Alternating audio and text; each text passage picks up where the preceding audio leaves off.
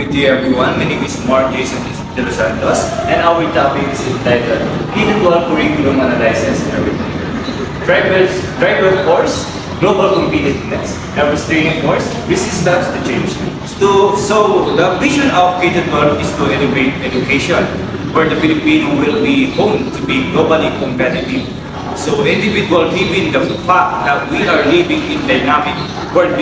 However, because Filipino are used to curriculum, it will be very hard to convince them to change.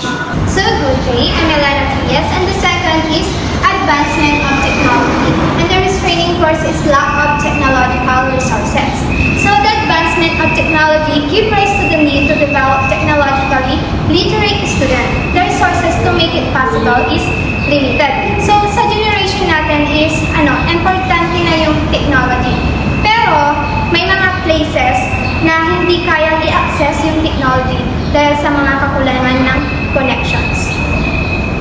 Hello everyone, I am Camila Soriano. The third one from driving force is honing 21st century skills and restraining force, lack of teachers training. So honing 21st century skills is essential, but trained teacher in specific fields is limited. Like for example, sa STEM na strand sa K-12, andun lahat ng mga teacher na nagtuturo kasi yun yung master nila na aralin.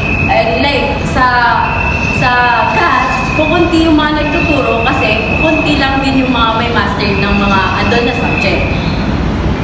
Next is employment security and mismatch between curriculum and industry. Sa K-12, in-assure na yung security in getting jobs, but there is also a mismatch in the curriculum and in the industries. Good day everyone, I am Joanna Marie Melendez and I will be the one who will discuss the driving force. The fifth one is career preparedness and the restraining force is additional needs. K-12 prepares learners for their chosen career. It gives them time to think about what they really want to achieve in life, but it also gives them additional years for students. That's why it may become hassle to them. K-12 curriculum offers myriad of opportunities but is also subject to a lot of challenges.